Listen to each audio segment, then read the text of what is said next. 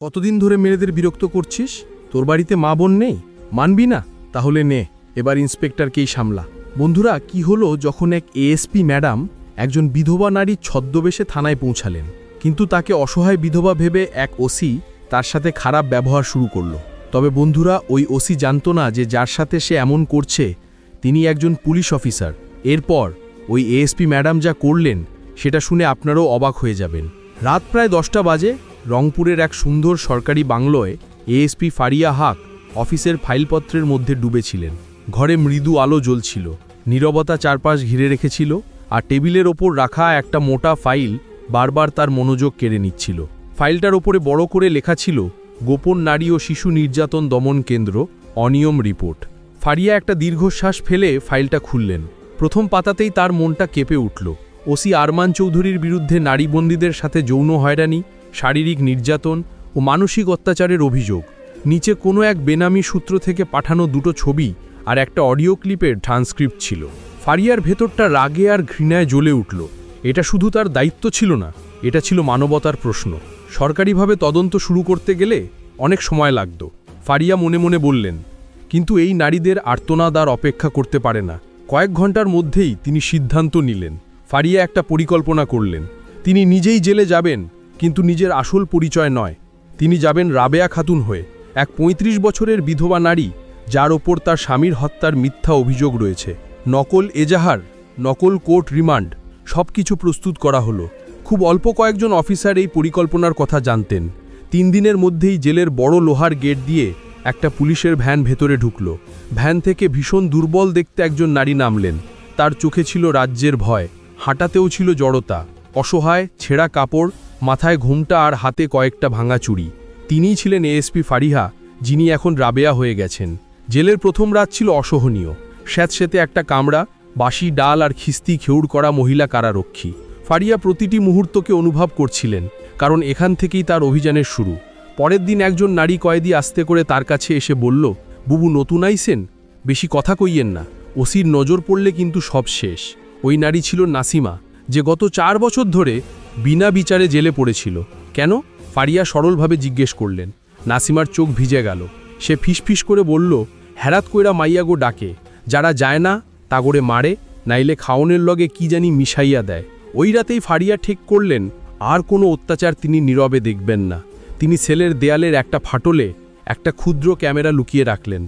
তার পুলিশের পোশাক আর আসল পরিচয় জেলের বাইরে ড্রাইভার করিমের কাছে সুরক্ষিত ছিল। তৃতীয় রাতে ওসি আরমান চৌধুরী প্রথমবার তার সামনে এলো। লম্বা চওড়া শরীর, চোখে নোংরা লালসা আর মুখে ক্ষমতার দম্ভ। নাম কি? সে জিজ্ঞেস করল। ফারিয়া মাথা নিচু করলেন। রাবেয়া। কণ্ঠস্বর এতই ক্ষীণ ছিল যে হয়তো দেয়ালগুলো শুনতে পায়নি। ওসি তার চিবুক ধরে মুখটা উঁচু করে হাসল। ভালোই তো, জেলে নতুন আমদানি হইছে। তার চোখ বলে দিচ্ছিল খুব তাড়াতাড়ি সে রাবেয়াকেও সেই পথে নিয়ে যাবে যেখানে এর আগে অনেক নারী হারিয়ে গেছে। ফারিয়া ক্যামেরা রেকর্ডিং পরীক্ষা করলেন। সব ঠিকঠাক চলছিল, কিন্তু এটা ছিল কেবল শুরু। সেই রাতে সেলে ঘুম এলো না। চারপাশ থেকে ভেসে আসা কান্নার শব্দ আর হৃদয়ে জ্বলে ওঠা প্রতিবাদের আগুন তাকে এক নতুন শক্তি দিচ্ছিল। ফারিয়া হাত মুষ্টিবদ্ধ করে নিজের কাছে প্রতিজ্ঞা করলেন, আর কোনো আর্তনাদ ডুবিয়ে যেতে দেওয়া হবে না। এবার এই শয়তানদের দিন শেষ হয়ে এসেছে। জেলের সেই করিডোরে সেদিন রাতে অদ্ভুত এক নীরবতা ছিল। মনে হচ্ছিল যেন বাতাসও থমকে গেছে। দেয়ালের ভেতরেও যেন কান্নাগুলো জমে বরফ হয়েছিল। ফারিহা, যিনি তখনও রাবেয়া সেজেছিলেন, সেলের এক কোণে বসে গভীর চিন্তায় ডুবেছিলেন। 3 দিন কেটে গেছে, কিন্তু যে ভয়াবহতার কথা তিনি ভেবেছিলেন বাস্তবতা ছিল তার চেয়েও অনেক বেশি ভয়ঙ্কর। হঠাৎ সেলের দরজা খোলার শব্দ হলো। দুজন কারারক্ষী ভেতরে এসে বলল, কয়েদি নম্বর 114, বাইরে আয়, ওসি সাহেব ডাকছে। 114 নম্বর। এটাই ছিল রাবেয়া, অর্থাৎ ফারিহার কয়েদি নম্বর। ফারিহা নিজেকে সামলে নিয়ে বাইরে বেরিয়ে এলেন। তাকে জেলের সেই অংশে নিয়ে যাওয়া হলো যা সাধারণ বন্দীদের জন্য নিষিদ্ধ এলাকা হিসেবে পরিচিত ছিল। সেখানে ছিল ওসি আরমান চৌধুরীর ব্যক্তিগত কক্ষ, যেন এক বিলাসবহুল অফিস। দেয়ালের নানুন ছবি, টেবিলের উপর দামি মদের বোতল আর এক কোণে আরামদায়ক সোফা। জেলের ভেতরে এক সম্পূর্ণ ভিন্ন জগৎ। আসো, নতুন আমদানি। আরমান চেয়ারে বসেই বলল, নাম কি যেন বললে? রাবেয়া। সুন্দর নাম, কিন্তু এখন থেকে তোমার নাম হবে সেটা যেটা আমি ডাকতে চাইব। তার চোখে ছিল এক পাশবিক চাহনি। ফারিহা চোখ নামিয়ে নিলেন, কিন্তু ভেতর থেকে তার শিরা উপশিরা টান টান হয়ে উঠছিল। ক্যামেরা তখনও চলছিল। তার ঘুমটাকে আড়ালে লুকানো মাইক্রো ক্যামেরা সব কিছু রেকর্ড করছিল। আরমান এগিয়ে এসে তার ওনাটা ধরে টান দিতে চাইল, কিন্তু ঠিক তখনই ফারিহা পিছিয়ে গেলেন। ভয় পাচ্ছ? জি, ফারিহা কাপা কাপা গলায় বললেন। আরমান হাসল। এটা তো সবে শুরু রাবেয়া, এখানে ভয় পেয়ে লাভ নেই, অভ্যেস করতে হবে। সে ঘন্টা বাজালো। একজন মহিলা কারারক্ষী ভেতরে ঢুকল। আরমান বলল, ওকে ভিআইপি সেলে রাখো, আমার নজরের সামনে। ফারিহাকে একটা নতুন কক্ষে নিয়ে যাওয়া হলো। আগেরটার চেয়ে একটু বড়, একটু পরিষ্কার, কিন্তু যেন এক অদৃশ্য খাঁচায় বন্দি, যার প্রতিটি কোণায় ওসির নজর ছিল। রাত তখন 2টো। দরজা খোলার শব্দ হলো। নাসিমা চুপিসারে ভেতরে ঢুকল। রাবেয়া বুবু, রাইতে সাবধানে থাকেন, ওই শয়তান যে কোনো সময় আসতে পারে। কত মাইয়া যে এই ঘর থেকে আর বাইরে হইতে পারে নাই। ফারিহার চোখে জল এসে গেল, কিন্তু তার কণ্ঠ ছিল ইস্পাতের মতো কঠিন। তোমার কান্না আর শুধু এই দেয়ালে ধাক্কা খেয়ে ফিরে যাবে না নাসিমা, আমি কথা দিচ্ছি। পরের 2টো রাত ছিল পাশবিকতা আর ভয়ের সমস্ত সীমা ছাড়িয়ে যাওয়ার মতো। ওসি রাবিয়াকে কাছে টানার জন্য সব ধরনের চেষ্টা করেছিল, কখনো মিষ্টি কথা, কখনো হুমকি, কখনো জোর জবরদস্তি। কিন্তু ফারিহা প্রতিবারই কৌশলে নিজেকে বাঁচিয়েছিলেন, আর তার কান্নার অভিনয়ে তাকে লক্ষ্যের আরও কাছে নিয়ে যাচ্ছিল। অন্যদিকে জেলের বাইরে ড্রাইভার করিম প্রতিদিন একজন আইনজীবীর ছদ্মবেশে জেলের আশেপাশে ঘুরত আর সব ফুটেজ পর্যবেক্ষণ করত। নিরাপত্তার জন্য মিডিয়া এবং ঊর্ধ্বতন কর্মকর্তাদের সাথে যোগাযোগ আরও দৃঢ় করা হলো। আর তারপর এলো 4র্থ রাত। সেই রাতে ওসি সরাসরি বলে দিল, আজকের রাত তোর শেষ পরীক্ষা, হয় তুই আমার হবে, নয়তো তোর লাশও কেউ খুঁজে পাবে না। ফারিহার সেলের দরজা খুলল, কিন্তু এবার তিনি একা ছিলেন না। তার কাছে একটা ছোট ডিভাইস ছিল, যা সিঙ্গেল পাঠিয়ে করিমকে সতর্ক করতে পারত। যেই মুহূর্তে ওসি তার কাছে এসে গায়ে হাত তোলার চেষ্টা করল, ফারিহা ডিভাইসটা চালু করে দিলেন। জেলের বাইরে অপেক্ষায় থাকা গাড়িতে করিম সতর্ক হয়ে গেল। পুলিশ সুপার, মহিলা বিষয়ক অধিদপ্তর এবং 2জন সাংবাদিককে নিয়ে এসে তখনই রওনা হলো। জেলের অন্ধকার রাতে এখন ধীরে ধীরে আলোর পদচ্ছনি শোনা যাচ্ছিল। ফারিহা তখনও রাবেয়া রূপেই ছিলেন, কিন্তু তার চোখে জ্বলছিল প্রতিবাদের আগুন। জেলের সেই 3য় রাতের অন্ধকারটা ছিল অন্যরকম। বাতাসটা ভারী মনে হচ্ছিল। দেয়ালে আর কান্নার শব্দ ছিল না, ছিল জমাট বাঁধা নীরবতা, এক গভীর ষড়যন্ত্রের নীরবতা। রাবে এখন আর অসহায় নারী ছিলেন না, তিনি ভেতরে ভেতরে এক অগ্নিশিখা হয়ে উঠেছিলেন। রাত 11টা বাজে। ওসি আরমান চৌধুরী মদে চুর হয়ে তার ঘর থেকে বেরিয়ে সরাসরি সেই ভিআইপি কক্ষে গেল, যেখানে রাবেয়া ছিল। তার হাতে ছিল মদের বোতল, চোখে ছিল তীব্র লালসা, আর পকেট একটা চাবি ছিল। আরমান দরজা খুলে ভেতরে ঢুকল। আজ কোনো নাটক করবি না রাবেয়া, আজ তোকে আমার হতেই হবে, হয় চিৎকার করবি, নয়তো চুপচাপ মেনে নিবি। ফারিহা ভয়ে 2 পা পিছিয়ে গিয়ে বললেন, আমি আপনার গোলাম সাহেব, একটু দয়া করলেই হবে।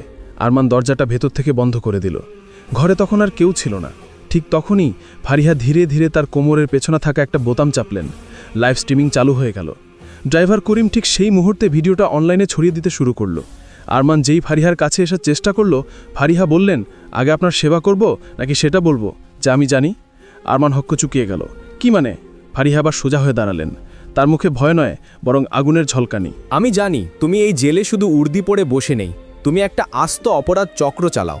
তুমি নাসিমা, সুমাইয়া আর আরও অনেক মেয়েকে শুধু শারীরিকভাবে নয়, মানসিকভাবেও দাসী বানিয়ে রেখেছো। তোমার লোকেরা জেলে মাদক সরবরাহ করে, বাইরের সন্ত্রাসীদের থেকে টাকা নাও, মেয়েদের যোগান দাও, আর যে মুখ খোলে তার লাশ জেলের পেছনের ডোবা থেকে পাওয়া যায়। আরমান অট্ট হাসি হেসে উঠল। তুই কি করবি? একটা বিধবা মেয়ে ছেলে কার কাছে নালিশ করবি? যার কাছে করার করে দিয়েছি। এই মুহূর্তে তুমি টিভিতে লাইভ যাচ্ছ, তোমার এই পাশবিকতা, তোমার আসল চেহারা সারা দেশ দেখছে। আরমানের মুখের রং পাল্টে গেল, সে পিছিয়ে গেল, কিন্তু তখনই দরজা সজোরে খুলে গেল। মহিলা বিষয়ক অধিদপ্তরের কর্মকর্তা, পুলিশ সুপার, সাংবাদিক আর করিম ভেতরে ঢুকল। ওসি আরমান চৌধুরী, আপনাকে ধর্ষণের চেষ্টা, নারী নির্যাতন, জেলের ভেতরে অবৈধ কার্যকলাপ চালানো এবং আরও একাধিক গুরুতর অভিযোগে গ্রেপ্তার করা হচ্ছে। আরমান পালানোর চেষ্টা করল, কিন্তু চারদিক থেকে পুলিশ সদস্যরা তাকে হাতকড়া পরিয়ে দিল। যে কারারক্ষীরা কাল পর্যন্ত তার ইশারায় চলত, তারা এখন মাথা নিচু করে দাঁড়িয়ে আছে। ফারিহা, যিনি এখন এএসপি ফারিহা হক সিংহের মতো সামনে দাঁড়িয়ে, তিনি শেষবার ওই সেলটার দিকে তাকালেন। এটা শুধু একজন ওসির গ্রেপ্তার হওয়া নয়, এটা ছিল সেই সিস্টেমের পরাজয় যা বছরের পর বছর ধরে নারীদের আর্তনাদকে চেপে রেখেছিল। এখন প্রতিটি সেলে সত্যের আওয়াজ উঠবে, ভয়ের নয়। জেলে তোলপাড় শুরু হয়ে গেল। সিআইডি রেকর্ড, নিখোঁজ নারীদের ফাইল, সব কিছু বেরিয়ে আসতে শুরু করলো। আরমানের গ্রেপ্তারির সাথে সাথে জেলের ভেতরের এক সংগঠিত অপরাধের মুখোশ খুলে গেল। কিন্তু একটা জিনিস ফারিহাকে চমকে দিল, একটা গোপন ডায়েরি যা আরমানের ঘরে লুকিয়ে রাখা ছিল। ডায়েরিতে লেখা ছিল, বড় স্যারের নির্দেশে নাসিমাকে সরানো হয়েছে। রাবেয়া নামের নতুন মেয়েটা ভিআইপি সেলেই আছে। বড় স্যার বলেছে ওকেও শায়েস্তা করতে হবে বাকিদের মতো। বড় স্যার কে? কে এই লোক? ফারিহার কপালে ভাঁজ পড়ল। পরদিনই তিনি মহিলা বিষয়ক অধিদপ্তর এবং বিশেষ অপরাধ দমন শাখার সাথে এক গোপন বৈঠক করলেন। সেখানে তিনি জানতে পারলেন এই বড় স্যার আসলে আর কেউ নয়, শহরের এক প্রভাবশালী ব্যক্তি, পরপর 3 বার নির্বাচিত এমপি জাহিদ আনোয়ার। জাহিদের বিরুদ্ধে আগে অনেক অভিযোগ উঠেছিল, কিন্তু প্রমাণের অভাবে সে সব সময় পার পেয়ে যেত। আরমান ছিল তারই লোক এবং এই জেলার পুরো অপরাধ চক্রটাই তারই ইশারায় চলত। ফারিহার হাতে তখন যথেষ্ট প্রমাণ ছিল, কিন্তু মামলাটা ছিল স্পর্শকাতর। একজন ক্ষমতাসীন এমপিকে সরাসরি ধরা প্রায় অসম্ভব। এমন সময় ফারিহার কাছে একটা ফোন এলো। ফোনের ওপাশের নারীর কণ্ঠ ভয়ে কাঁপছিল। ম্যাডাম, আমার নাম সুমাইয়া, আমি ওই চক্রের একজন শিকার। আমি বড় স্যারের আস্তানার খবর জানি, কিন্তু আমার জীবন এখন বিপদের মুখে।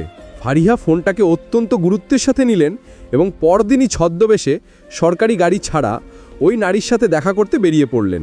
সুমাইয়া তাকে শহরের বাইরের এক পুরনো বাগান বাড়িতে নিয়ে গেল, যেখানে জাহিদ আনোয়ার প্রায়ই তার গোপন পার্টির আয়োজন করত। অন্যদিকে জাহিদ আনোয়ারের কাছে খবর পৌঁছে গিয়েছিল যে এএসপি ফারিহা তার পেছনে লেগেছে। সে তার গুন্ডাদের নির্দেশ দিয়ে দিয়েছিল, এই মেয়েটাকে জ্যান্ত রাখবি, ও একজন পুলিশ অফিসার, সব ফাঁস করে দেবে। বাগান বাড়ির সেই পরিদর্শন আর সুমাইয়ার সাক্ষ্য ফারিহাকে সেই সূত্রটা দিয়েছিল যার মাধ্যমে পুরো চক্রের মূল হোতাকে ধরা সম্ভব ছিল। এক সন্ধ্যায় যখন ফারিহা তার দলের সাথে অভিযানের পরিকল্পনা করছিলেন, তখন হঠাৎ এক ডেলিভারি ম্যান একটা পার্সেল নিয়ে এলো। ওই বাক্সের ভেতরে ছিল একটা পোড়া শাড়ি আর সাথে একটা হুমকি দেওয়া চিঠি, যাতে লেখা ছিল, তুই আমাদের আস্তানায় আগুন লাগিয়েছিস, এবার সেই আগুন তোকেই পুড়িয়ে দেবে আর তোর মিশনকে ছাই করে দেবে। ফারিহা চিঠিটা পড়লেন, কিন্তু তার মুখে ভয়ের লেশমাত্র ছিল না। তার চোখে তখন যুদ্ধের আগুন জ্বলছিল। পরের দিনই গোপন সূত্রে খবর এলো যে জাহিদ আনোয়ার একটা বিশেষ পার্টির আয়োজন করেছে, যেখানে বিদেশি অতিথিদের মনোরঞ্জনের জন্য 5 জন মেয়েকে জেল থেকে সেই বাগান বাড়িতে নিয়ে যাওয়া হচ্ছে। ফারিহা বুঝে গেলেন এটাই শেষ সুযোগ। রাত 9টা থেকে 2টা পর্যন্ত অপারেশন ব্ল্যাক নাইট শুরু হলো।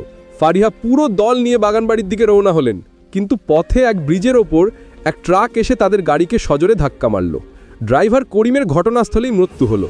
ফারিহা গুরুতর আহত হলেন, কিন্তু তার জ্ঞান ছিল এটা ছিল এক পরিকল্পিত হামলা। ট্রাক ড্রাইভার পরে ধরা পড়ল এবং জিজ্ঞাসাবাদের সময় স্বীকার করল যে তাকে উপর থেকে নির্দেশ দেওয়া হয়েছিল এএসপি ম্যাডামকে আটকাতে হবে যে কোনো মূল্যে। ফারিহাকে দ্রুত হাসপাতালে নিয়ে যাওয়া হলো, কিন্তু অভিযান আর থামানো সম্ভব ছিল না। বেড থেকে উঠে তিনি যন্ত্রণায় কাতরে বললেন, আমার টিমকে ফোন করুন, অপারেশন চলবে, আমি নিজে যাব, দরকার হলে স্ট্রেচারে করে যাব। হাসপাতাল থেকে বেরোনোর সময় ফারিহার মুখ ব্যান্ডেজে ঢাকা ছিল, কিন্তু তার চোখে আগুন জ্বলছিল। বিশেষ বাহিনী পুরো বাগানবাড়ির চারদিক থেকে ঘিরে ফেলল। ভেতরে তখন পার্টি চলছিল। বিদেশি অতিথি আর জাহিদের সাঙ্গপাঙ্গরা কিছুই টের পায়নি। ঘড়ির কাঁটার রাত 12টা ছুতেই দরজা ভেঙে ভেতরে ঢুকল পুলিশ। গুলির শব্দ আর চিৎকারে চারপাশ কেঁপে উঠল। জাহিদ আনোয়ারকে পেছনের দরজা দিয়ে পালানোর সময় হাতে নাতে ধরা হলো। সেখান থেকে 5 জন মেয়েকে উদ্ধার করা হলো। তাদের মধ্যে একজন ছিল নাসিমা, যাকে মৃত বলে ঘোষণা করা হয়েছিল। এটা শুধু একটা অভিযান ছিল না, এটা ছিল একটা বিপ্লব। ফারিহার সংগ্রাম দেখিয়ে দিল, যখন একজন নারী ন্যায়ের জন্য রুখে দাঁড়ায়, তখন গোটা ব্যবস্থার ভিত নড়ে যায়। এএসপি ফারিহা হকের অপারেশন ব্ল্যাক নাইটের সাফল্যের পর দেশ জুড়ে আলোড়ন সৃষ্টি হল। জাহিদের গ্রেফতারির পর আদালতে শুনানি শুরু হলো। ফারিহা নিজে আদালতে হাজির হলেন। তিনি দৃপ্ত কণ্ঠে বললেন, মাননীয় আদালত, আমি বলতে চাই, জাহিদ আনোয়ারের মতো অপরাধীদের সমাজে সম্মানিত নেতা হিসেবে দেখাটাই আমাদের সবচেয়ে বড় ভুল ছিল। এই ধরনের লোকেরাই গোটা জেলাকে শোষণের কেন্দ্রে পরিণত করেছিল। সাক্ষী, ভিডিও ফুটেজ আর রেকর্ডের ভিত্তিতে আদালত জাহিদ আনোয়ারকে ধর্ষণ, মানব পাচার এবং হত্যার ষড়যন্ত্রের দায় দোষী সাব্যস্ত করল। আর দুর্নীতির মতো গুরুতর অপরাধের জন্য তাকে যাবজ্জীবন কারাদণ্ড দেওয়া হলো। এটা শুধু একটা রায় ছিল না, এটা ছিল পুরো সিস্টেমের জন্য একটা বার্তা। ক্ষমতার অপব্যবহার আর চলবে না। ফারিহাকে স্বরাষ্ট্র মন্ত্রণালয় থেকে সাহসিকতা পদকে ভূষিত করা হলো। তিনি সরাসরি তাদের কাছে গেলেন যারা ওই চক্র থেকে মুক্তি পেয়েছিল। নাসিমা, সুমাইয়া আর বাকি মেয়েরা এখন একটি পুনর্বাসন কেন্দ্রে ছিল। তারা ফারিহাকে দেখে বলল, ম্যাডাম, আপনি আমাদের মানুষ হিসেবে বাঁচার অধিকার ফিরিয়ে দিয়েছেন। ফারিহার চোখে জল চলে এলো। তিনি তাদের জড়িয়ে ধরে বললেন, এবার তোমরা শুধু বেঁচে থাকবে না, নতুন করে জীবন শুরু করবে।